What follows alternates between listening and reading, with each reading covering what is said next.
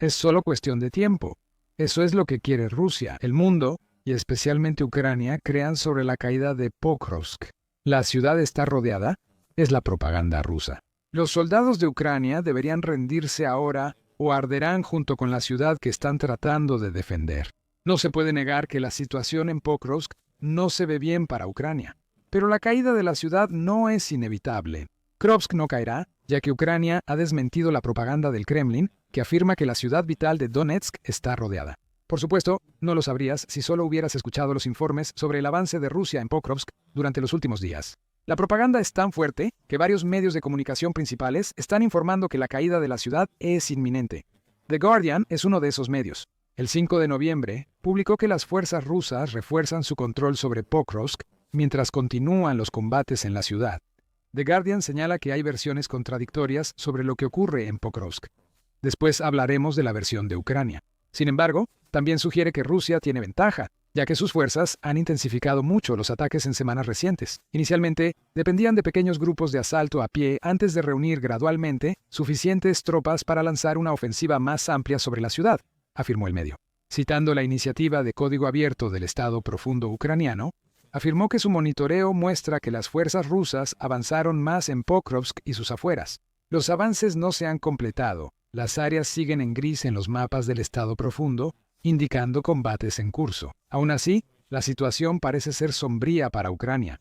Rusia ciertamente parece creer que va a tomar Pokrovsk pronto, o al menos quiere que Ucrania piense que está en una posición lo suficientemente fuerte como para forzar el colapso de la ciudad. El 5 de noviembre, Reuters informó que Rusia advierte a soldados ucranianos en Pokrovsk y Kupiansk que necesitan rendirse ahora, porque no tendrán ninguna posibilidad de sobrevivir si no lo hacen.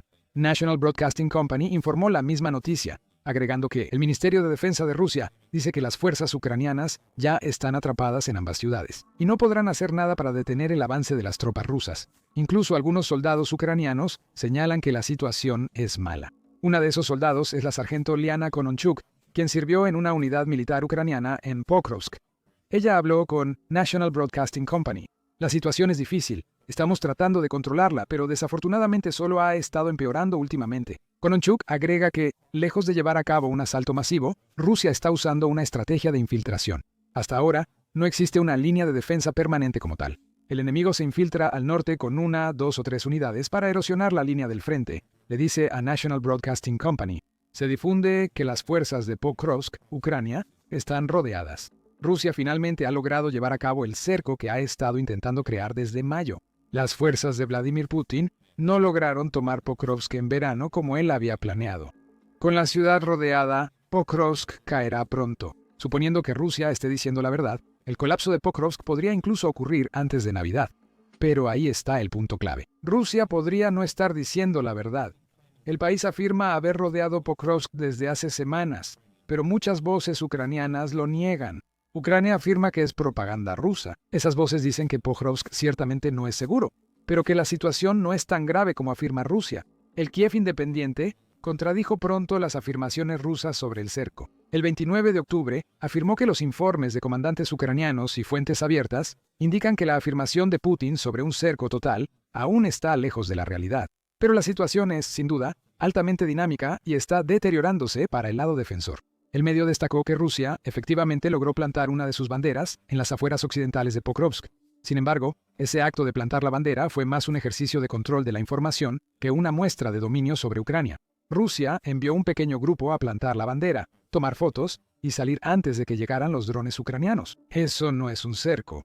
Sin embargo, el medio añade que sí hay avances en Pokrovsk. Sin embargo, las fuerzas rusas que entran a la ciudad son pocas y están llegando a Pokrovsk mediante infiltraciones, no a través de asaltos frontales completos. En Facebook, Oleksandr Syrskyi, comandante de las Fuerzas Armadas de Ucrania, detalló cómo son los asaltos rusos en Pokrovsk. Syrskyi afirmó que las declaraciones de Putin sobre Pokrovsk y Kupiansk no reflejan la realidad.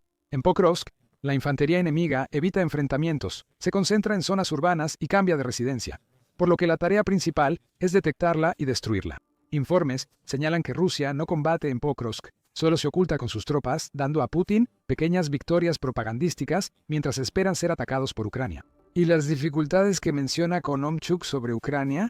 Tiene razón, pero otros soldados ucranianos señalan rápidamente que la estrategia de infiltración de Rusia no constituye un cerco total de Pokrovsk. Hablando con TSN el 3 de noviembre, un soldado que usa el apodo de Sonic explicó la situación desde su perspectiva. Sonic es operador de drones en la unidad Dobush Hornets y le dijo a TSN: no hay un cerco completo ni en Minarad ni en Pokrovsk. Desafortunadamente, los combates continúan en ambos lugares. El enemigo avanza ahí, ahora en grupos grandes. La situación en Pokrovsk, Ucrania, no es perfecta, pero el cerco que Putin y sus aliados mencionan no existe. Si se cree a Ucrania. Sonic agregó que Rusia ya no desperdicia su infantería como carne de cañón. El país se ha vuelto más inteligente en el sentido táctico, y Pokrovsk está siendo utilizado como un campo de pruebas para la estrategia de infiltración que mencionamos antes. Muchos soldados que Rusia envía a la ciudad no tienen el equipo necesario para el control que Putin busca. Sonic dice que cerca del 80% son soldados de infantería sin experiencia en combate y con contratos cortos. Esto los convierte en un blanco fácil para las unidades de drones de Ucrania una vez que las fuerzas infiltradas son localizadas. Esta manada de infantería está siendo controlada desde las afueras de Pokrovsk y hay algunas unidades rusas que sí saben cómo pelear. No son muchos, pero existen, concluye Sonic. Aún así, Pokrovsk no está rodeado. El 5 de noviembre, Ucrania volvió a negar el cerco de Pokrovsk. Barons informó sobre esto, señalando que el Estado Mayor General de Ucrania también se sumó al argumento. El Estado Mayor General afirmó el 5 de noviembre que no hay cerco a nuestras unidades y divisiones. Ucrania lucha intensamente para defender una de sus ciudades más valiosas de la agresión rusa. Se están tomando medidas para bloquear al enemigo que intenta infiltrarse, dijo. Sigue la resistencia activa contra grupos de infantería enemigos que buscan establecer posiciones. Putin intenta mostrar que la caída de Pokrovsk es inminente y que la ciudad colapsará pronto. Pero eso no es cierto. Pokrovsk sigue en riesgo sin cerco. La propaganda rusa es desmentida por pruebas ucranianas en el lugar. Ucrania afirma que aplica medidas para frenar a las fuerzas rusas. ¿Cuáles son esas acciones? Newsweek destaca algunas. Dice que Ucrania ha establecido escuadrones de búsqueda y rescate que están operando dentro de Pokrovsk. La operación incluye unidades del 425º Comando de Operaciones Especiales SBS de Ucrania, operadores, grupos combinados del Comando de Operaciones Especiales, Fuerzas Armadas de Ucrania, Guardia Nacional y Distrito Militar del Ministerio de Defensa. Además de buscar y rescatar, Ucrania también realiza operaciones de búsqueda y destrucción. Sus objetivos son pequeñas unidades rusas y los esfuerzos ucranianos son efectivos. Newsweek informa que en 24 horas antes del 5 de noviembre, Ucrania mató a 26 soldados rusos, hirió a 64 y destruyó 58 refugios en Pokrovsk y alrededores. Si ampliamos la vista a los últimos 3 días, las pérdidas de Rusia aumentan aún más. Las fuerzas de Putin han tenido 249 bajas, 159 irrecuperables desde el inicio de la semana. Rusia perdió 26 vehículos y motocicletas, 7 puntos de control de drones, un tanque y un blindado. Estas cifras no son tan altas como las que hemos visto en el pasado, porque Rusia está evitando la estrategia de asalto frontal total que ha utilizado anteriormente al intentar tomar las ciudades de Ucrania. Sin embargo, son notables porque las pérdidas son considerables en el contexto de la nueva estrategia amplia de Rusia. Muchos de los soldados dentro de Pokrovsk están muriendo. Si la ciudad estuviera rodeada, como dice Putin, las fuerzas rusas entrarían por todos lados. Ucrania ya usa todos sus recursos para defender Pokrovsk, adapta sus operaciones en la ciudad ante nuevas tácticas rusas y despliega unidades élite para ayudar en su defensa. Según The Guardian, el 2 de noviembre fuerzas especiales ucranianas entraron en Pokrovsk. En ese momento, The Guardian dijo que alrededor de 200 soldados rusos habían logrado penetrar en Pokrovsk. Eso da mejor contexto a las cifras compartidas. El 2 de noviembre había 200 rusos en Pokrovsk y probablemente algunos más llegaron después. Entonces, las 249 bajas rusas reportadas entre el 2 y el 4 de noviembre, en su mayoría, cuadran. Casi todos los infiltrados están siendo eliminados antes de que realmente logren establecerse. El informe de The Guardian añade más citas de Sirski, quien afirma que Pokrovsk está presionado por un grupo enemigo de miles de efectivos. Pero Rusia no logra aprovechar esos números. Pokrovsk no está rodeada y Ucrania sigue controlando la logística en la ciudad pese a los ataques. Ahora, con la participación de fuerzas especiales, la defensa de Pokrovsk por parte de Ucrania estará mejor organizada y será más capaz de eliminar a las unidades de infiltración rusas. Y esas fuerzas ya podrían estar afectando. Ucrania ha logrado una gran victoria tanto en su batalla por Pokrovsk como contra la propaganda rusa. Además, el 5 de noviembre, el Kiev Independent publicó un informe sobre las fuerzas ucranianas, asegurando el edificio del ayuntamiento de Pokrovsk y levantando la bandera de su país. El 425º Regimiento de Asalto Independiente de Ucrania realizó la operación provocando la reacción en Telegram. Los soldados del regimiento Skel devolvieron la bandera ucraniana al ayuntamiento de Pokrovsk. La brigada publicó en YouTube un video explicando la operación y mostrando imágenes del asalto y el izamiento de la bandera. Curiosamente, el video también muestra que no todo salió según lo planeado en el contraataque. Un vehículo militar ucraniano fue alcanzado por uno de los drones de Rusia durante la operación, lo que provocó que un soldado ucraniano sufriera una lesión leve. El comandante del primer batallón de asalto del 425 o Regimiento de Asalto Independiente dice que este soldado ayudó a completar la operación. El comandante, apodado Biter, dice que se negó a ser evacuado diciendo que completaría la tarea, llegó al objetivo y levantó la bandera. UKR Informado comparte un informe similar. Agrega que miembros de la inteligencia ucraniana llegaron a Pokrovsk y que las unidades en la ciudad están siendo reforzadas. Mientras hablamos, Ucrania parece estar preparándose para una pelea mucho más dura. Pero, de nuevo, la realidad es que esta pelea en particular aún no está ocurriendo. Pokrovsk no está rodeada, pero podría estarlo pronto. Actualmente, Ucrania enfrenta pequeños grupos rusos atrincherados en la ciudad. Esto no es dominio ruso, es una invitación para la destrucción ucraniana. Otra prueba indica que Rusia miente sobre el cerco de Pokrovsk. La ABC de Australia reportó que el presidente de Ucrania, Volodymyr Zelensky, dijo el 3 de noviembre que había unos 300 soldados rusos en Pokrovsk. Esos soldados no han avanzado mucho desde que llegaron a la ciudad. En Kupiansk, donde Putin dice que Ucrania debe evacuar, solo hay 60 soldados. Estas no son fuerzas para tomar ciudades, son pequeños grupos de infiltración. Putin usa esto para crear una narrativa de dominación rusa, aunque los soldados de esos grupos son eliminados por los defensores ucranianos. Entonces, ¿qué debemos concluir de todo esto? Hay dos lados en cada historia, y Rusia parece no estar diciendo la verdad. Pokrovsk enfrenta problemas. Según Siersky, Rusia envió miles de soldados para tomar la ciudad. Sin embargo, las afirmaciones de Sonic sobre que esos soldados son principalmente reclutas nuevos, sin experiencia en combate, resaltan el calibre de las fuerzas que Rusia está utilizando. Como de costumbre, todo se trata de números, aunque esos números no están siendo utilizados. En los asaltos frontales, soldados rusos se infiltran en Pokrovsk en pequeños grupos y suelen morir poco después. En cuanto a las afirmaciones de cerco, Rusia dice que sí y Ucrania dice que no. Sin embargo, es difícil determinar quién está diciendo la verdad. Que tantas áreas cerca de Pokrovsk sean llamadas zonas grises por Deep State indica que Rusia no controla tanto los alrededores de la ciudad como aparenta. La lucha en Pokrovsk sigue intensa. Si Putin dice la verdad sobre el cerco, Rusia aprovechará su ventaja en Pokrovsk con miles de soldados, no solo los pocos cientos infiltrados en la ciudad. Esto nos lleva a dos preguntas. ¿Por qué Ucrania necesita mantener Pokrovsk? ¿Y logrará repeler los últimos avances de Rusia? En cuanto a la necesidad, Pokrovsk es una de las ciudades más importantes de la región de Donetsk que Putin quiere controlar. La BBC explica en un artículo del 5 de noviembre que Putin presiona por Pokrovsk desde la caída de Avdiivka en febrero de 2024. Durante más de un año y medio, Rusia ha estado intentando sin éxito tomar Pokrovsk y apenas ahora está acercándose a una posición en la que podría lograrlo. Ucrania debe resistir, ya que si cae Pokrovsk podría haber un efecto dominó.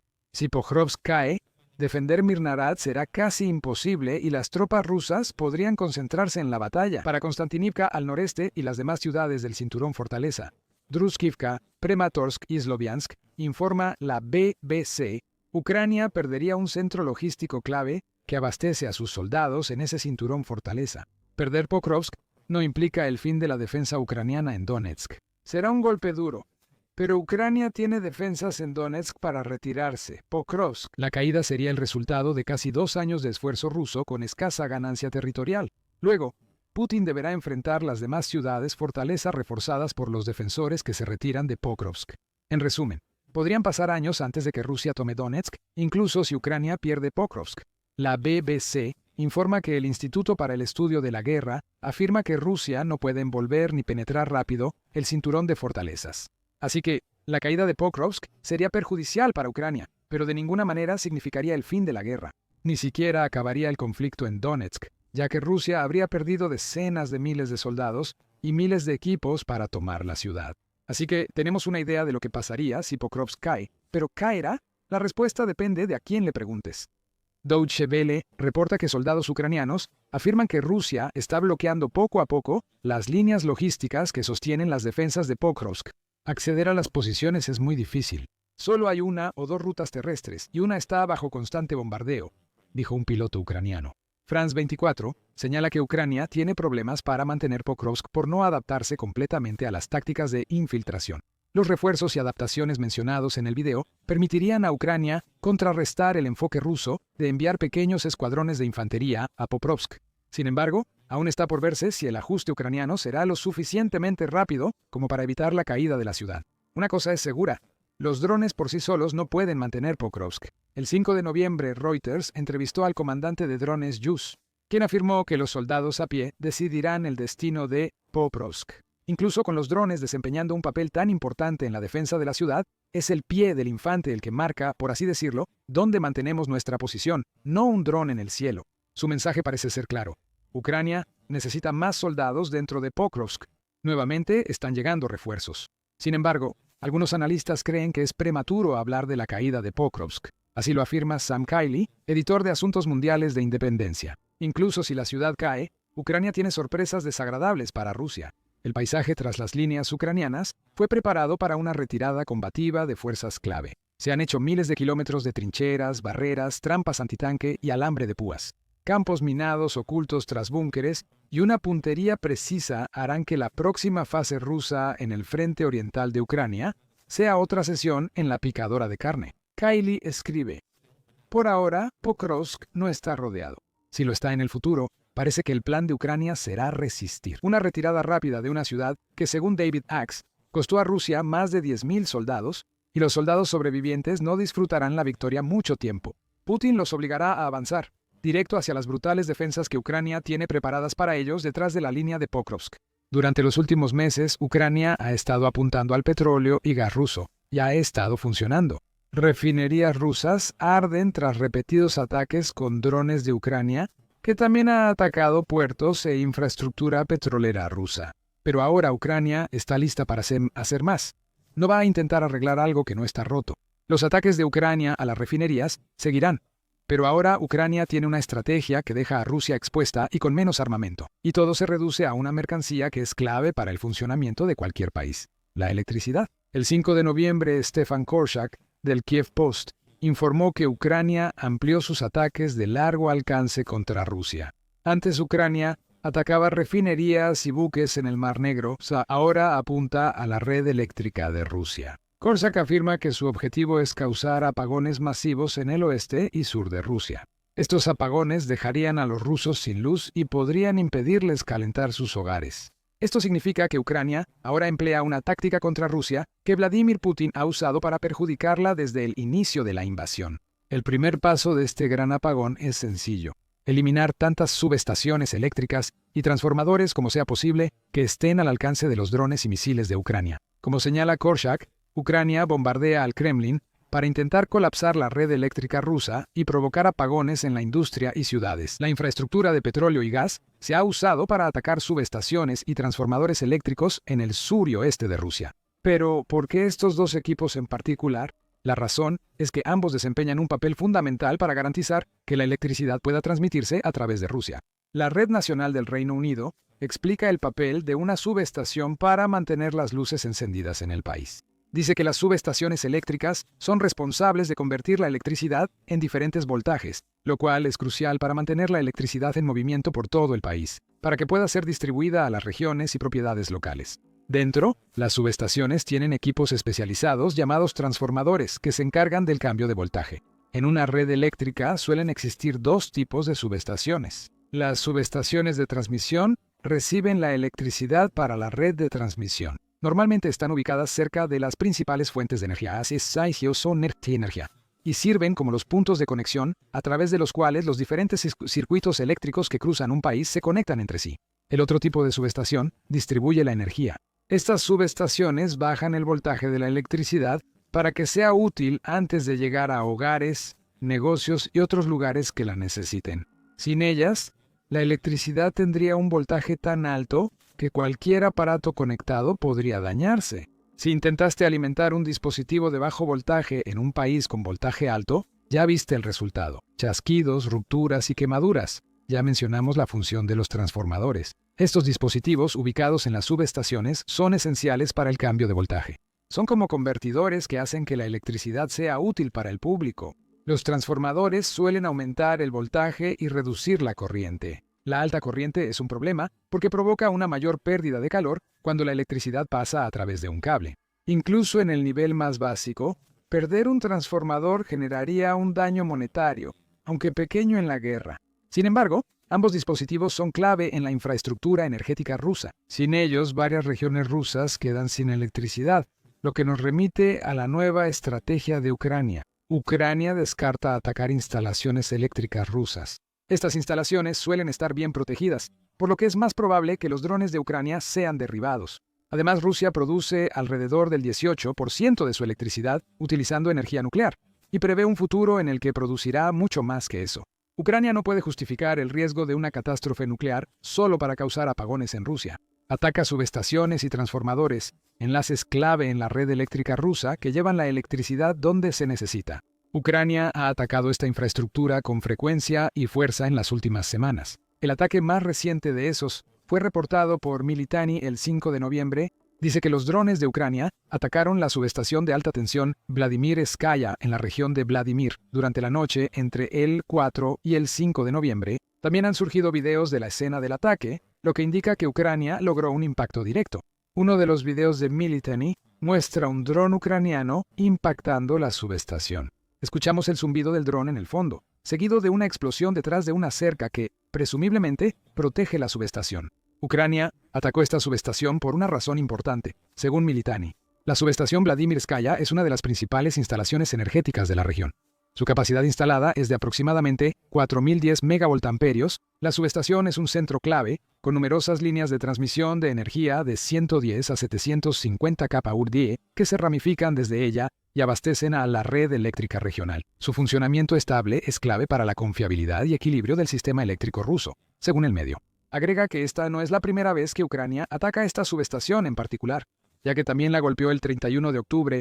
Si Rusia hubiera logrado repararla en menos de una semana, Ucrania simplemente habría obligado a los trabajadores del país a regresar al lugar de donde acababan de salir.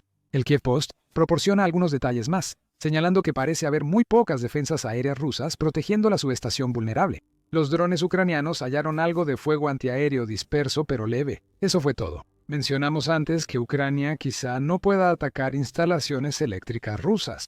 Las débiles defensas en la subestación Vladimirskaya explican los ataques actuales a estos puntos de la red eléctrica rusa. Son más fáciles de atacar y Ucrania obtiene los mismos resultados. La pérdida de esta subestación también tendrá un impacto pronunciado en miles de personas, señala Korshak en su artículo para Kiev Post.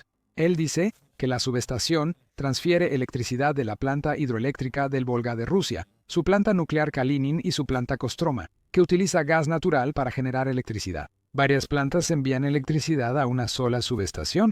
Gracias a Vladimirskaya, Vladimir e Ivanovo reciben electricidad. Población potencialmente afectada, al menos 750.000 ha. Y la subestación Vladimirskaya también abastece a la red eléctrica del Gran Moscú. Korshak señala que Ucrania probablemente usó drones Bover de largo alcance en el ataque a la subestación Vladimirskaya. Ese dron, que realizó su primer vuelo en 2023, es utilizado principalmente por la Dirección Principal de Inteligencia de Ucrania. Fue de los primeros vehículos aéreos no tripulados destacados del país. Alcanza entre 600 y 1.000 kilómetros o 370 a 620 millas según la variante. El Bover lleva una carga KZ-6 diseñada para penetrar superficies reforzadas y blindadas. En julio, Ucrania mejoró el dron con un sistema de control que permite operarlo en primera persona. Por eso el Bover, también llamado Castor, se usa en estos ataques de precisión. A Rusia no les importa que ha usado Ucrania. Le importa la subestación devastada que ahora necesita reparar. Es claro por qué Vladimirskaya fue objetivo de Ucrania el 31 de octubre y 5 de noviembre. Te comentamos al inicio que estos ataques a subestaciones son parte de una nueva estrategia. Pero tiene que haber más, y hay muchos más. Militani resaltó que lo ocurrido en una de las subestaciones clave de Rusia, el 5 de noviembre, no es un caso aislado. 2 días antes del ataque, el medio reportó que Ucrania hizo 15 ataques en 15 días al sistema eléctrico ruso, dejando fuera de servicio el 4% de su generación energética. Suponemos que el ataque a Vladimirskaya hace que sean al menos 16 en 17 días. O quizá 16 en 16, pues inició la noche del 4 de noviembre. El punto es que Ucrania está golpeando fuertemente la red eléctrica de Rusia y está teniendo resultados. El ataque a Vladimirskaya el 31 de octubre dejó sin electricidad a 30.000 rusos y redujo el voltaje en Moscú un 10%. En Nizhny Novgorod, donde Ucrania atacó la subestación Arzamatskaya, 50.000 consumidores se quedaron sin electricidad. El ataque también tuvo un fin militar, pues las fábricas de municiones de la región redujeron su producción un 25% según Militani. Otro ataque en Voronezh dejó sin electricidad a 15.000 personas y desconectó el 40% de las redes móviles de la región. De nuevo vemos el impacto.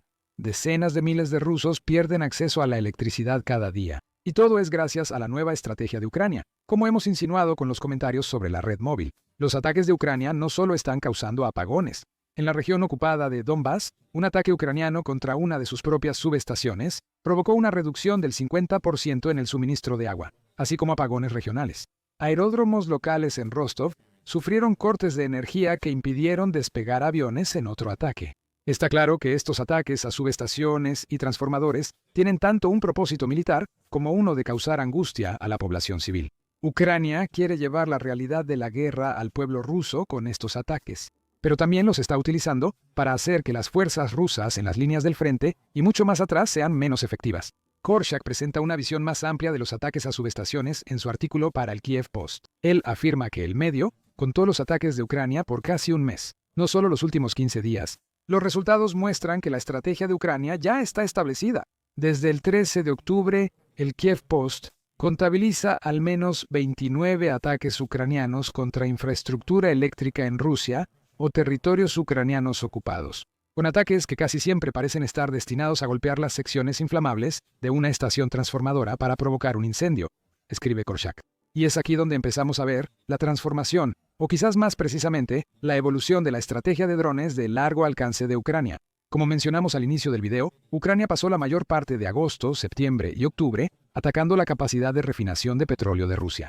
Pronto hablaremos de la efectividad de esos ataques, pero lo principal es que estos ataques fueron prioritarios. ¿Cómo lo sabemos? Korshak indica que los drones ucranianos atacaron la red eléctrica rusa solo el 10% de las veces en agosto y septiembre. La mayoría de los drones atacaron refinerías, unidades militares y la producción rusa mencionadas. Entre el 13 de octubre y hoy, Korshak notó un cambio. Ucrania llevó a cabo 76 ataques. 29 de ellos afectaron la red eléctrica.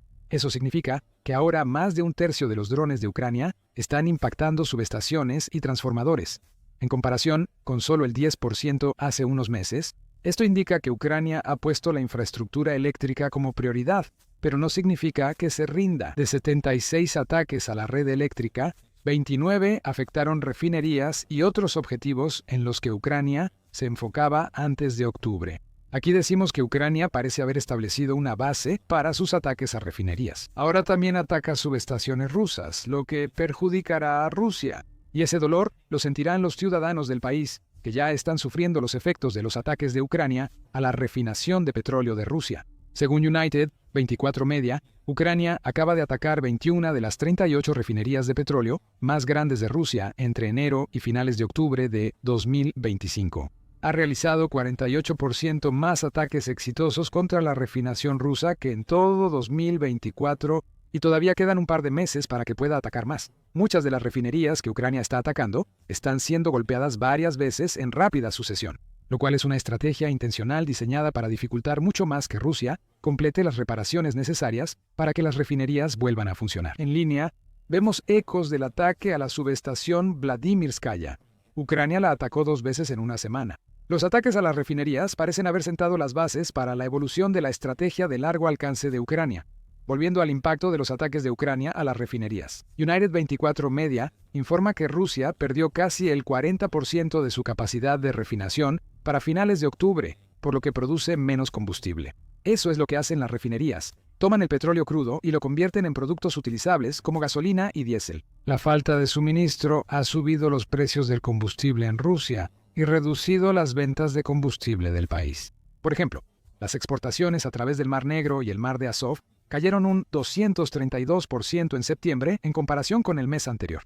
Las huelgas en refinerías afectan el bolsillo de Putin, pero el verdadero peligro de estas huelgas, cuando se trata del puesto de poder del líder ruso, proviene del impacto que están teniendo en los ciudadanos de Rusia. Además del alza de precios, los civiles en varias regiones de Rusia ahora tienen límites en la compra de gasolina. El Insider amplía en un artículo del 3 de noviembre sobre la grave escasez de gasolina en Rusia. Los ataques, junto con la alta demanda y el mantenimiento en plantas rusas, causaron una grave escasez de gasolina en el país. Según el medio, las interrupciones de combustible afectan a casi 60 regiones rusas. Crimea anexada sufre la peor escasez.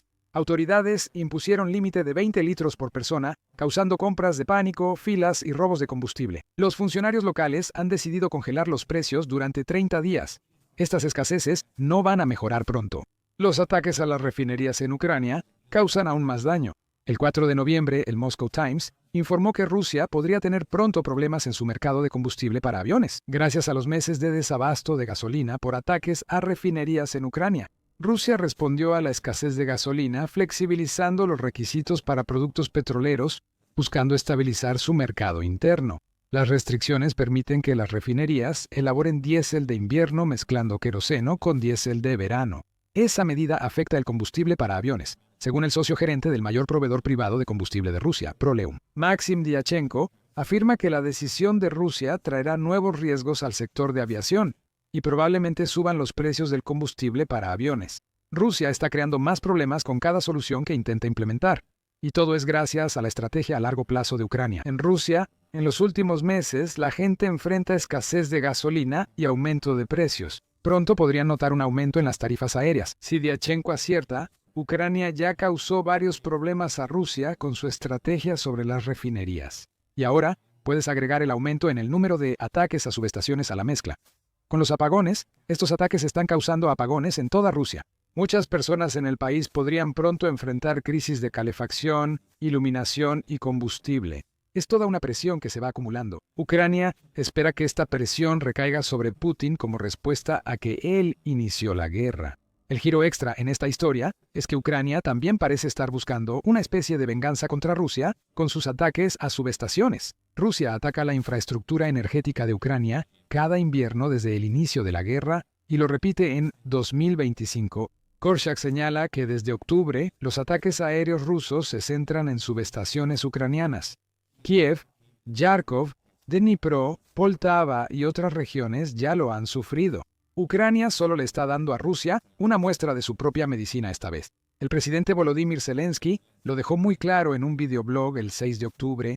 Los rusos no comprenden el costo de los apagones y dificultades que el pueblo ucraniano enfrenta en esta guerra, dijo Zelensky. Dijo que Rusia debe pagar por sus acciones y que Ucrania responde atacando objetivos militares. Las instalaciones energéticas venden recursos. Rusia los vende y usa ese dinero solo para la guerra. Por eso Ucrania está tomando medidas absolutamente justas. Como mencionamos, Ucrania busca provocar apagones masivos en el sur y oeste de Rusia. Si puede golpear Moscú, como lo hizo el 1 de noviembre cuando las calles de la capital rusa quedaron sumidas en la oscuridad debido a los drones de Ucrania, entonces mucho mejor. Esa ciudad por sí sola puede ver cómo las temperaturas bajan hasta 14 grados Fahrenheit durante el invierno, lo cual está muy por debajo del punto de congelación. Es la temperatura que ningún ruso quiere enfrentar si se va la luz. La pregunta ahora es, ¿qué lado cederá primero en esta batalla de las redes eléctricas? La respuesta podría ser Rusia. Como señala Medusa en un artículo de octubre que cubre las estrategias de apagones entre Rusia y Ucrania, Ucrania ha aprendido de los ataques rusos del pasado. Ucrania está mejor preparada este año para nuevos ataques, con generadores, baterías y equipos de reparación, muchos con apoyo occidental y experiencia previa. Han hecho lo posible para prepararse ante el próximo intento de Rusia de interrumpir la red eléctrica, informa el medio. Rusia ha intensificado sus ataques, lo que podría causar problemas. Sin embargo, Medusa deja una pregunta sin responder. ¿Qué tan lista está Rusia para enfrentar ataques ucranianos? Los apagones en Rusia por la nueva estrategia ucraniana muestran que no está preparada. Actualmente se hacen reparaciones, pero Rusia podría pronto quedarse sin componentes para mantener sus subestaciones operando.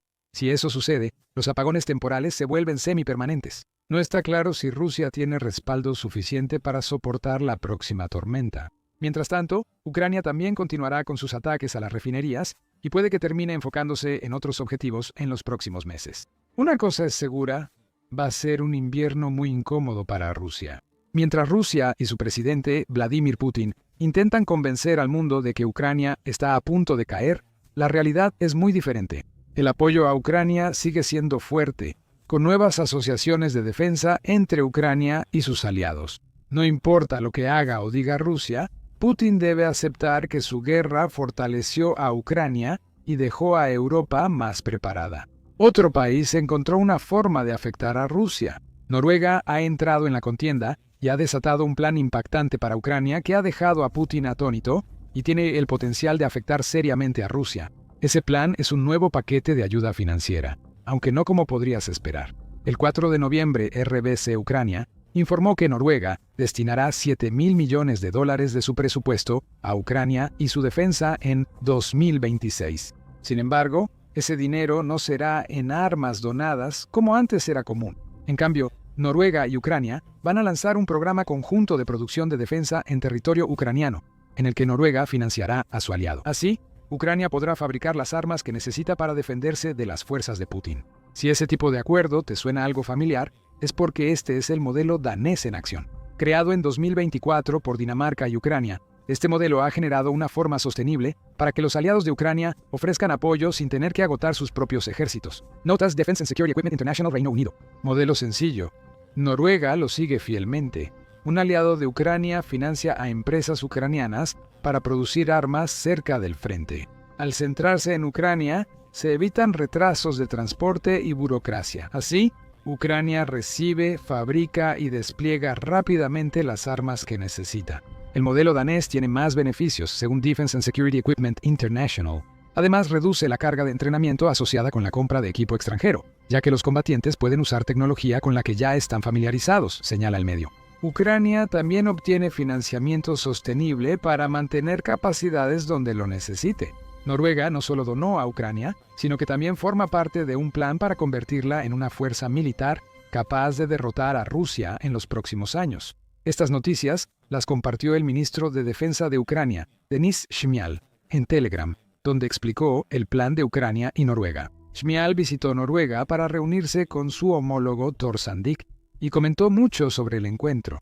El ministro Sandvik anunció más apoyo a Ucrania y la asignación de $7.000 millones el próximo año para defensa. Agradezco al gobierno y pueblo de Noruega por su valiosa contribución con F-16 y apoyo a la aviación ucraniana, y por participar en la iniciativa PURL y en la coalición de capacidades marítimas, escribió MIAL. Pero eso es solo el comienzo. Mial se reunió con Sandvik porque Ucrania fue invitada a una reunión de ministros de defensa europeos de la Fuerza Expedicionaria Conjunta.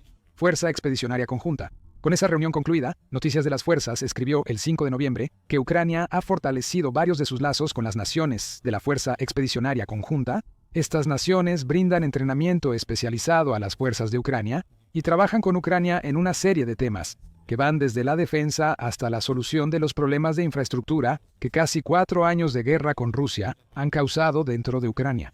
La 10 naciones y su alcance va más allá de Ucrania. Fuerzas. Las noticias señalan que la reunión que resultó en el nuevo plan de Noruega también incluyó discusiones sobre la situación de seguridad en el Alto Norte de Europa y el Mar Báltico.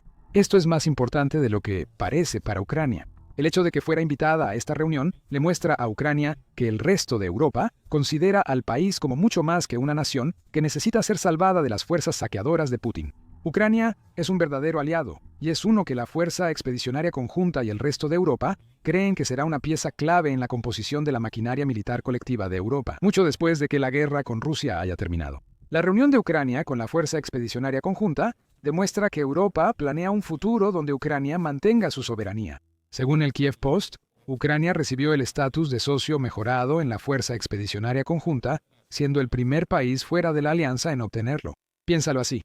La Fuerza Expedicionaria Conjunta es una organización alineada con la OTAN, aunque no forma parte de la OTAN en sí. Sin embargo, todos los miembros de la Fuerza Expedicionaria Conjunta, incluyendo al Reino Unido, Noruega, Suecia, los Países Bajos, Dinamarca, Estonia, Finlandia, Letonia, Lituania e Islandia, son miembros de la OTAN. Que Ucrania sea bienvenida en este grupo implica que participa en discusiones y planes alineados con los objetivos de la OTAN. Es como ser miembro indirecto de la OTAN, y ser miembro mejorado de la Fuerza Expedicionaria Conjunta es muy importante para Ucrania. Eso nos regresa al plan de Noruega, que ya explicamos. Shmial señala que el plan tiene dos partes. Tras la reunión, se firmó un memorando sobre estándares de calidad uniformes para los productos de defensa de nuestros acuerdos. Debemos proporcionar a las tropas únicamente armas de alta calidad, dijo el ministro de Defensa de Ucrania en Telegram. Este es un paso clave para el nuevo plan de Noruega. La estandarización de productos de defensa genera confianza en el frente, al alinear a todos sobre la fabricación de armas. Las fuerzas de Ucrania no deben preocuparse por sorpresas como defectos de fabricación o especificaciones distintas al defender su país contra Rusia. Shmial explica la segunda parte del nuevo plan de Noruega, según afirma. Otro avance clave es un memorando entre empresas de Ucrania y Noruega para crear una empresa conjunta de defensa en Ucrania. Esto fortalecerá nuestro potencial industrial de defensa. Este es el modelo danés que mencionamos antes, aunque cabe preguntar, ¿qué fabricarán juntos Ucrania y Noruega? Censornet tiene algunas ideas. También ha informado sobre el nuevo plan. Las reuniones entre altos funcionarios de Ucrania y Noruega podrían indicar en qué gastará Ucrania los 7.000 millones de dólares de Noruega. Eso dice. La visita de Denis Shmyhal a Noruega fue antecedida por la del presidente ucraniano Volodymyr Zelensky, quien en octubre se reunió con el primer ministro noruego Jonas Gahr Støre. En esa reunión, ambos hablaron sobre la cooperación en defensa entre Ucrania y Noruega, enfocándose en drones y misiles. Eso es una pista bastante clara sobre en qué se van a gastar los 7.000 millones de dólares de Noruega. Ucrania ha pasado el 2025 desarrollando varios drones y misiles nuevos que representan una gran amenaza para Rusia. El Flamingo, un dron misil híbrido, puede llevar una ojiva de 2.500 libras hasta 1.900 millas dentro de Rusia. La empresa que construyó el Flamingo también creó el dron FP-2 que permite a Ucrania atacar la retaguardia rusa dentro de su territorio. Ambas armas permiten a Ucrania atacar con fuerza y flexibilidad a Rusia tras las líneas del frente. Y una suposición fundamentada nos diría que el dinero de Noruega podría ayudar a aumentar la producción de ambos. Por cierto, Ucrania ya demuestra lo letales que son sus drones FP-2. Ha causado caos tras las líneas enemigas con su dron, destruyendo bases y depósitos rusos. Mira nuestro video si quieres saber más sobre las capacidades de este dron. Antes de la visita de Zelensky, Noruega y Ucrania también firmaron el programa Valiente Noruega. Aunque es pequeño, con solo 20 millones de dólares, el programa apoyará a startups que desarrollan la próxima generación de drones. Ucrania podría usarlo contra Rusia. El programa también financiará hackatones que beneficiarán a los cibercombatientes ucranianos. Ayudará a ambos países a crear plataformas de investigación que faciliten el paso de ideas de conceptos a prototipos y más allá. Así que el plan de 7.000 millones de dólares de Noruega no salió de la nada. Es la culminación de aproximadamente un mes en el que Ucrania y Noruega han estado averiguando cómo pueden trabajar juntos de la mejor manera para limitar la efectividad de las fuerzas rusas. Hablando de la firma de documentos, ambos memorandos en los que Ucrania y Noruega estuvieron de acuerdo, el 4 de noviembre ya están firmados y sellados. No hay ningún gran debate que deba ocurrir en el Parlamento de ninguno de los dos países, ni ninguna burocracia que pueda interponerse en el camino. Ambos países probablemente ya coordinan la distribución de los 7.000 millones de dólares que Noruega enviará a Ucrania en 2026, por lo que Rusia no puede esperar retrasos para impedir el plan noruego. El plan ya está en marcha y es demasiado tarde para que Putin lo detenga. Noruega, además de ayudar militarmente a Ucrania, parece querer agravar la herida reciente de Rusia. Se comprometió a aportar 150 millones de dólares para comprar gas y mejorar la seguridad energética de Ucrania en un paquete de financiamiento aparte. Eso es según RBC Ucrania, que informó sobre este acuerdo el 22 de octubre. El medio dice que Noruega proporcionará estos fondos a través de la Unión Europea o Unión Europea y llegan justo en el momento adecuado. Ucrania se prepara para otro invierno difícil de combates con Rusia. ¿Por qué será complicado para Ucrania? Støre insinuó la respuesta en sus comentarios al firmar el acuerdo de ayuda humanitaria. Ucrania vive otro invierno difícil con suministro eléctrico inestable, afirmó el primer ministro de Noruega. Noruega y la Unión Europea refuerzan acciones para asegurar energía a hogares, empresas e instituciones ucranianas. Estos esfuerzos son clave para los ucranianos y para el funcionamiento del país. Lo más relevante de estos comentarios es el suministro de energía inestable en Ucrania. Putin ha convertido en misión de Rusia destruir la infraestructura energética de Ucrania este invierno. En realidad, Rusia ha atacado la infraestructura energética de Ucrania cada año desde que invadió, lo cual tiene sentido desde una perspectiva puramente basada en causar daño. El Comité Internacional de Rescate informa que en Ucrania las temperaturas pueden bajar a 23 grados Fahrenheit, muy bajo el punto de congelación. Putin aprovecha esto y destruye la infraestructura ucraniana que permite a los civiles mantener sus hogares calefaccionados en los meses más fríos. Esto es terrorismo táctico diseñado para minar la moral del ucraniano promedio, y si Putin logra su objetivo, podría matar a los más vulnerables al frío. Putin ha lanzado ataques aéreos frecuentes contra Ucrania para ejecutar su estrategia. El más reciente fue el 2 de noviembre, cuando Euronews reportó un ataque ruso con drones y misiles que mató a 2 ucranianos y dañó edificios residenciales e infraestructura civil. Este ataque fue pequeño comparado con otros de Rusia, aunque incluyó 79 drones y 2 misiles balísticos Iskander-M. Los ataques dejaron sin electricidad a 60.000 personas en Zaporilla, según Euronews, y causaron heridos además de las muertes mencionadas. Esto enfrentará a Ucrania todo el invierno. Es probable que futuros ataques rusos a infraestructura energética usen más drones y misiles. Noruega sabe que la seguridad energética de Ucrania está en riesgo. Tanto las Naciones Unidas como la Agencia Internacional de Energía o Agencia Internacional de Energía lo han dicho en informes separados de octubre. La primera dice que en 2025 se ha visto un aumento general del 30% en las muertes de civiles como resultado de los ataques aéreos de Rusia en comparación con 2024. Esto muestra que los ataques son más intensos y frecuentes. Los ataques rusos a la infraestructura energética ucraniana podrían causar otra crisis y más muertes civiles. Según la Organización de las Naciones Unidas, la Agencia Internacional de Energía prevé un futuro sombrío para Ucrania en el invierno de 2025. El 22 de octubre publicó un análisis donde afirmó que Ucrania debe tomar medidas para proteger su infraestructura energética este invierno. Si quiere evitar desafíos serios, las recomendaciones de la Agencia Internacional de Energía incluyen reforzar las defensas alrededor de la infraestructura, lo cual puede ser una posibilidad concreta, ya que Ucrania recibió más sistemas de defensa aérea Patriot de Alemania a principios de noviembre. La Agencia Internacional de Energía dice que Ucrania también necesita mejorar sus cadenas de suministro de equipos para acelerar las reparaciones, además de descentralizar parte de su infraestructura energética. Estas 2 medidas serán cubiertas parcialmente con los $150 millones de ayuda de Noruega. Así que ahora Putin se enfrenta a una situación en la que Noruega ha reforzado su apoyo militar a Ucrania, además de hacer su parte para mejorar la situación energética de Ucrania durante el invierno. Rusia continuará atacando la energía de Ucrania. Sin embargo, más ayuda como esta reducirá el impacto de la estrategia que Rusia usa para dañar a Ucrania en los próximos meses. El nuevo plan de Noruega también es parte de un esfuerzo más amplio para integrar a Ucrania más profundamente en el paradigma de seguridad europeo. Y resalta cómo el país ahora está construyendo lazos de defensa directos con sus socios, en lugar de simplemente depender de ellos para recibir ayuda. La nariz de Rusia ya está sangrando gracias a los golpes que Noruega acaba de asestar, pero un siguiente golpe cruzado también podría estar en el futuro de Rusia.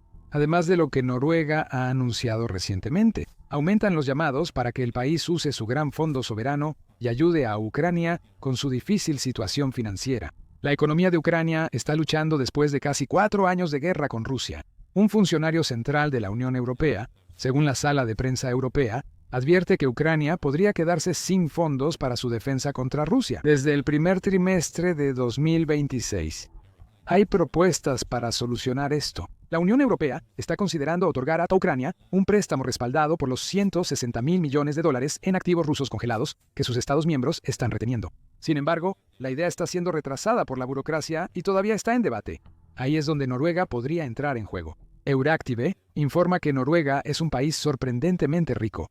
Tan rico, de hecho, que mantiene un enorme fondo soberano de $2 billones. Sí, escuchaste bien, billones, no miles de millones. En Noruega, varias voces prominentes opinan que el país debe avanzar ya, usar esos fondos para respaldar el préstamo de la Unión Europea a Ucrania usando activos rusos congelados. 5 partidos políticos de Noruega, incluidos 3 que apoyarán al próximo gobierno del primer ministro, proponen que el país use su gran fondo de riqueza para ayudar a Ucrania, según Euractiv. Esto ahora parece estar escuchando.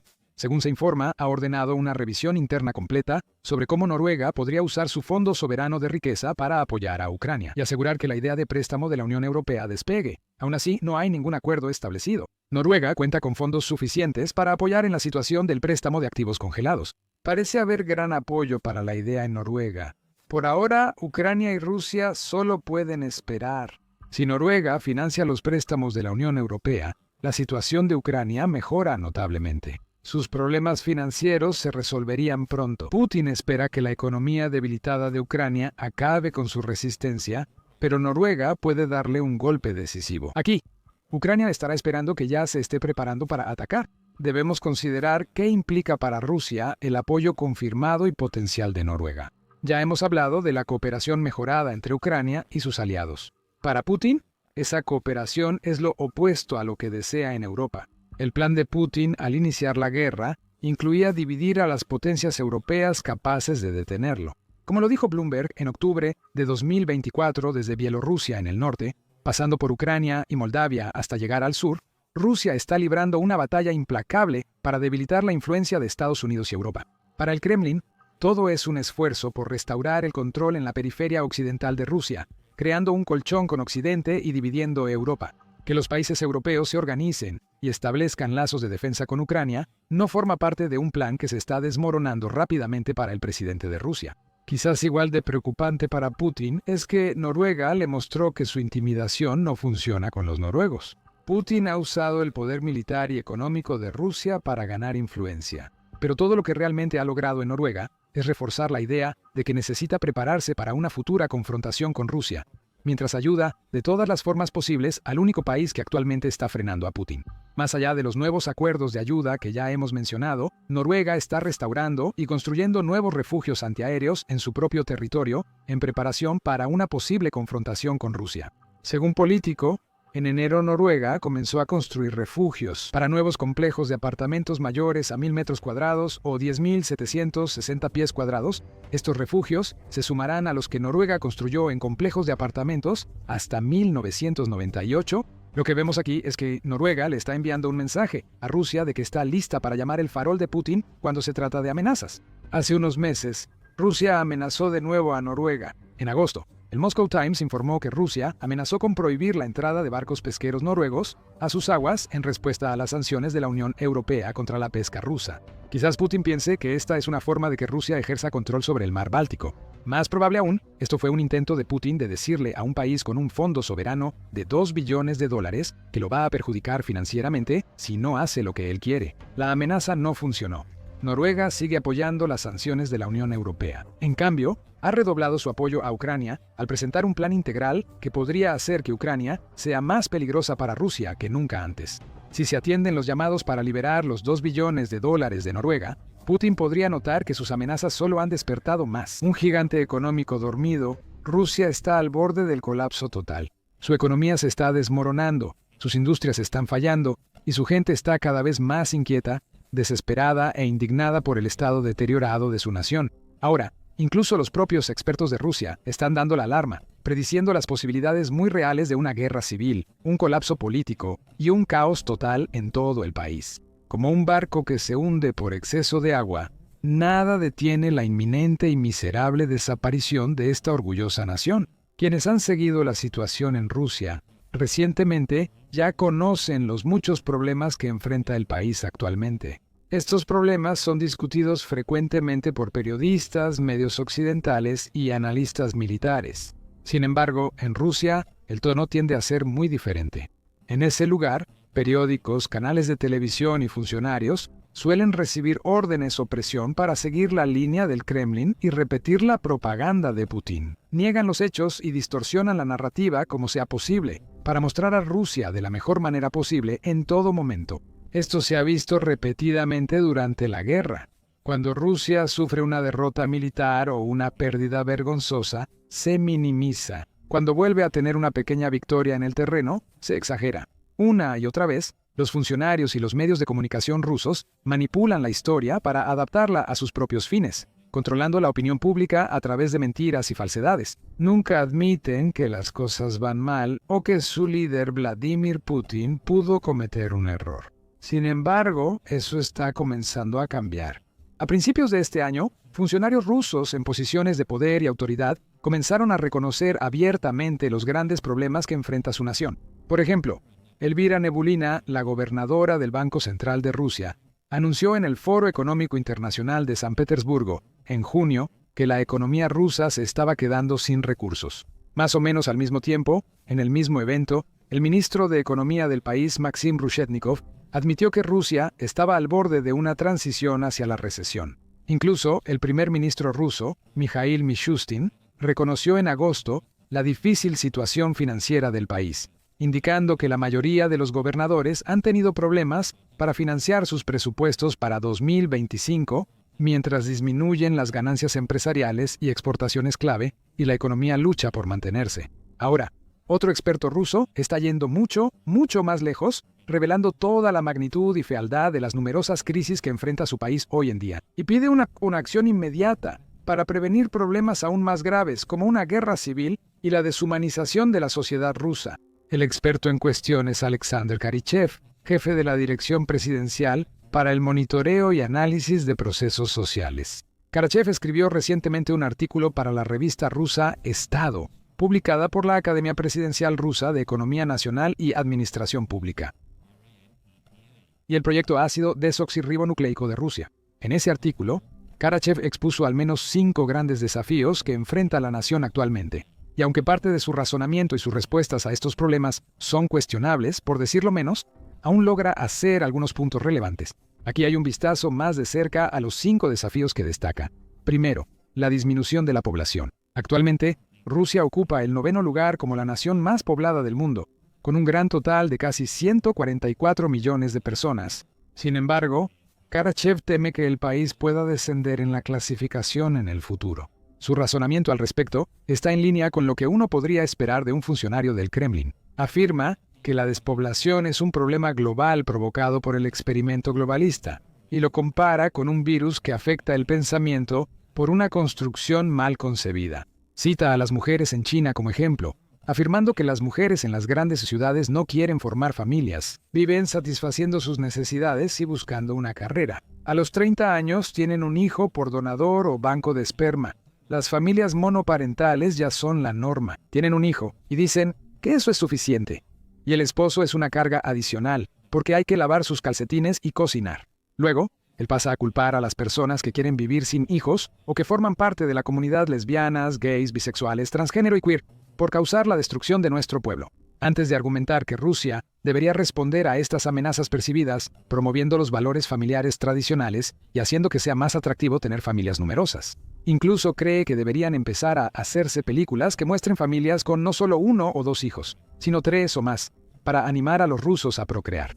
En realidad, Rusia puede enfrentar un problema de despoblación, pero probablemente tenga poco que ver con las razones que sugirió Karachev. Puede estar más relacionado con el hecho de que el país ha perdido literalmente a cientos de miles de soldados, muchos de los cuales eran hombres jóvenes y aptos, personas que habrían formado familias y aportado a la sociedad si la guerra no hubiera iniciado. Cientos de miles han quedado heridos y tendrán problemas para recuperar una vida normal, lo que presiona los servicios de salud y otras infraestructuras críticas. Y se estima que 1 millón más de rusos decidieron abandonar su país de origen cuando comenzó la guerra, ya sea como un acto de protesta o por miedo al futuro, a sus familias y a sus propias vidas. Un informe de Carnegie Política, publicado en septiembre de 2025, también señaló varias otras razones detrás de la actual crisis demográfica de Rusia. El país enfrenta una baja mayor en la natalidad, un deterioro en la estructura de edades y varias consecuencias de la guerra. En segundo lugar, el principal amortiguador demográfico desaparece. Rusia atrae inmigrantes que durante 30 años compensaron la disminución poblacional, según la evidencia. En 2024 solo nacieron 122 millones de personas en Rusia, la cifra más baja desde 1999, y se espera que el número de nacimientos disminuya año tras año entre un 3 y un 5% hasta al menos 2030. Como señala el informe, la migración también ha disminuido, lo cual no es sorprendente. En su estado actual, enfrentando una crisis económica, aumentos de precios en productos básicos, una enorme inflación y un aislamiento total de gran parte del resto del mundo. Rusia difícilmente es un destino atractivo para quienes buscan una vida mejor. Incluso quienes dejan naciones centroasiáticas menos prósperas, hoy tienen opciones mucho mejores que Rusia. Así que, en lugar de mostrar familias más grandes en las películas, Rusia tal vez debería enfocarse en solucionar algunos de sus problemas más fundamentales. El segundo gran desafío que identifica Karachev es lo que él llama la pérdida de soberanía. Luego argumenta que la guerra en Ucrania en realidad ha ayudado a Rusia a preservar su soberanía. La élite rusa solo se enfocaba en enviar a sus hijos a estudiar y crear estructuras de retiro en el extranjero. Los más ricos estaban en la Costa Azul, los más pobres en Montenegro. En resumen, perdíamos a la élite. Después de algún tiempo, habríamos perdido completamente nuestro potencial económico, tecnológico y político. Para Rusia, la operación militar especial resultó ser una purga. Karachev indica que antes de 2022 cerca del 70% de los graduados de las mejores escuelas de física y matemáticas de Rusia se mudaban al extranjero para estudiar, y muy pocos regresaban alguna vez. Luego argumenta que quienes luchan en Ucrania han ayudado a restaurar un sentido de orgullo en el país, combinado con un rechazo generalizado a la globalización. Luego presenta su solución, que básicamente gira en torno a promover actitudes más patrióticas entre las generaciones más jóvenes, en particular a través de lo que él llama educación patriótica. Pero lo que otros países verían como adoctrinamiento del Kremlin en las aulas, al igual que con el punto anterior, el argumento de Karachev deja mucho que desear. Pero hay una verdad subyacente en su idea principal. Rusia podría perder su soberanía como la conocemos, pero no por las razones que mencionó el experto. Podría ocurrir si varias regiones rusas deciden recuperar el control de sus tierras y quitarle el poder al Kremlin. Recientemente ha habido evidencia de esto, con pequeños focos de rebelión en toda Rusia, especialmente en territorios indígenas que sienten haber sido explotados y abusados por las élites de Moscú durante mucho tiempo. En regiones como la República de Sájar e Ingushetia circulan rumores de movimientos separatistas, con partisanos, milicias y funcionarios pidiendo cambios no vistos desde la disolución de la Unión Soviética. El control del Kremlin sobre estas regiones y otras se está debilitando, y la Rusia moderna podría dejar de existir pronto. El tercer reto de Karachev es la pérdida de confianza pública en el gobierno. Esto es fácil de entender, pues resulta natural y racional dadas las acciones recientes del gobierno ruso.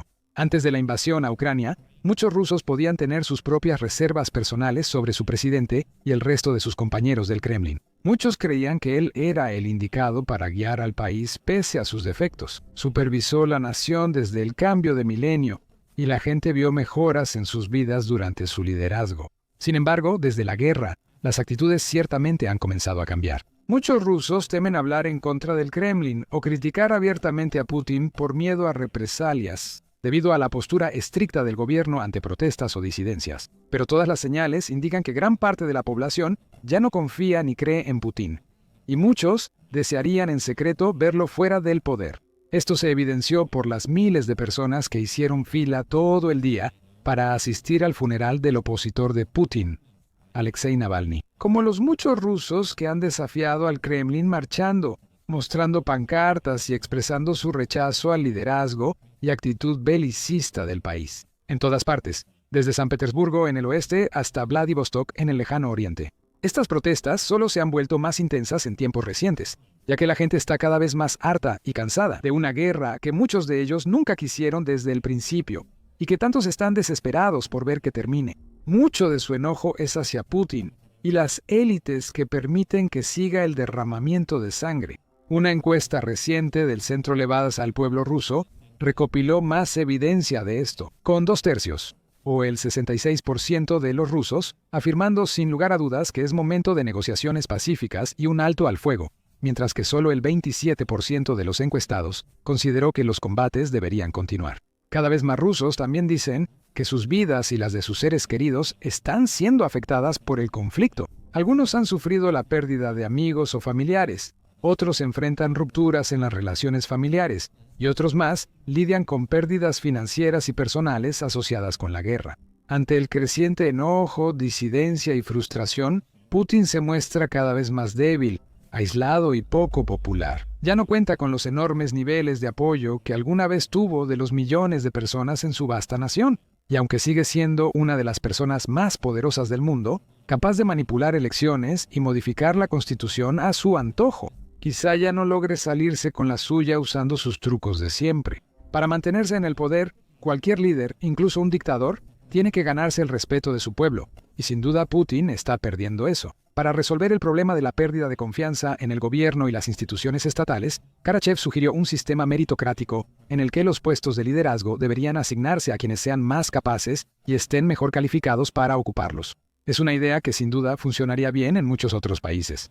Pero la historia ha demostrado que la Rusia moderna no tiene interés en este tipo de sistemas. En la Rusia de Putin, solo un hombre da y quita el poder. Y aquellos en las posiciones más altas de autoridad suelen ser quienes demuestran mayor lealtad, no necesariamente los más calificados para los puestos en cuestión.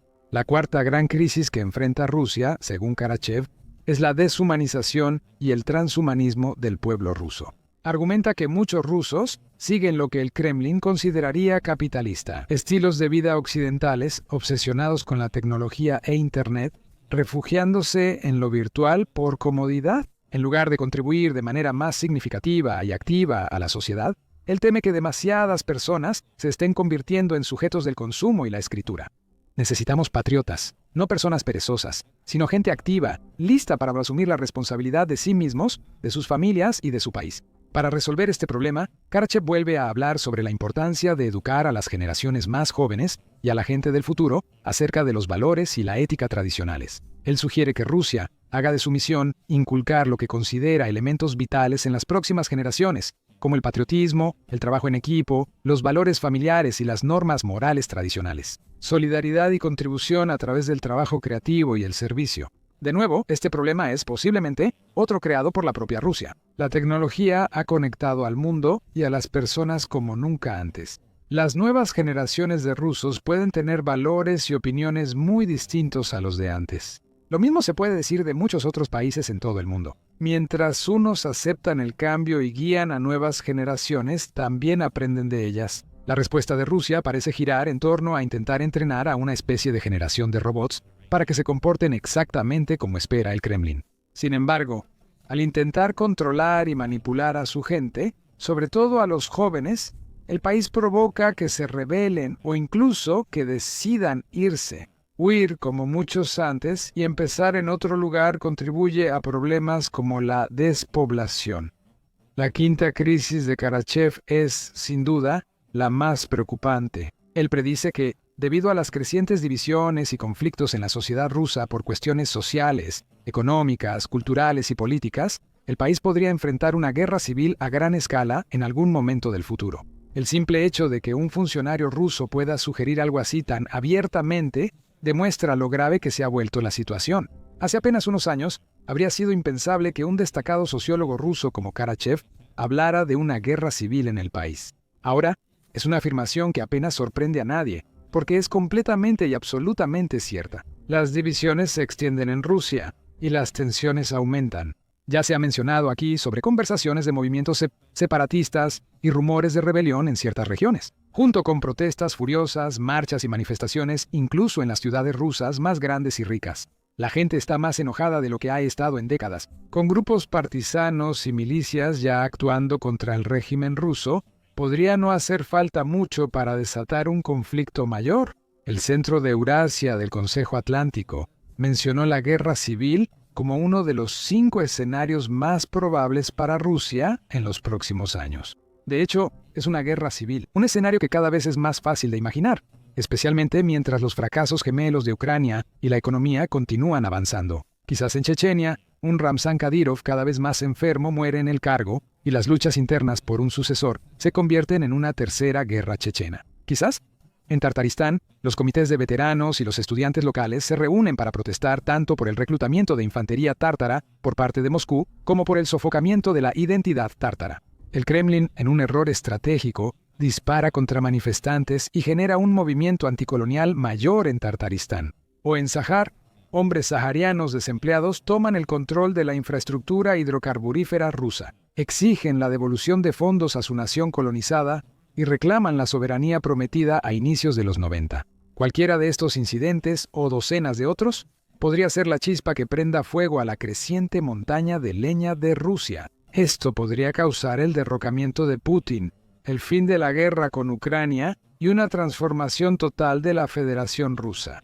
Karachev, mientras tanto, no entra en demasiados detalles sobre qué podría causar una guerra civil o cómo podría desarrollarse. Afirma que Rusia debe enfocarse en construir una sociedad más unida y cohesionada. Eso es mucho más fácil decirlo que hacerlo, especialmente ahora con una ira tan intensa y generalizada, y con tantos puntos de vista y posiciones diferentes y contrastantes entre las muchas regiones y pueblos diversos de Rusia. Y este último desafío, Karachev no lo mencionó, pero sigue siendo muy relevante para Rusia. En este momento, su actual crisis económica. El dinero suele ser la raíz de los grandes problemas de una nación, como Rusia, y el Kremlin está perdiendo su control rápidamente. El Servicio de Inteligencia Exterior de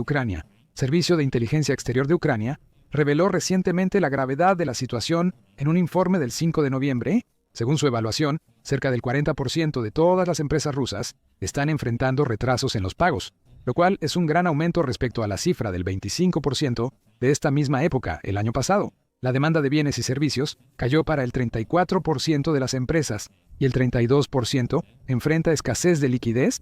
Los problemas logísticos afectan también a empresas rusas. El Servicio de Inteligencia Exterior de Ucrania indica que el 15% de las empresas reportan interrupciones, un aumento respecto al 10% de inicios de año. El 68% de las empresas están teniendo que recortar gastos como costos administrativos y gastos de servicios para hacer frente a los desafíos, mientras que otro 15% ha suspendido sus planes de inversión y expansión. Los líderes empresariales rusos dicen que la situación es difícil e incierta, y muchos tienen poca confianza o esperanza de que la situación mejore pronto.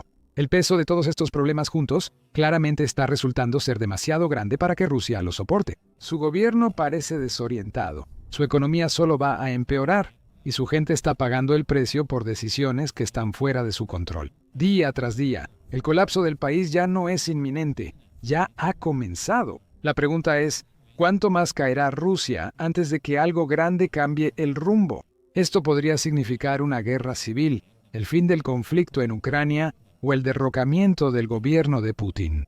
Descubre cómo el poder de Putin se debilita en este video, donde se muestra que hasta los regímenes títeres del presidente ruso empiezan a volverse en su contra. Mira este video para ver cómo sabotajes, separatistas, Ucrania y operaciones encubiertas afectan a Rusia desde dentro. Y no olvides suscribirte a nuestro canal de confianza para recibir noticias militares, análisis de conflictos globales y reportajes informativos que no te puedes perder.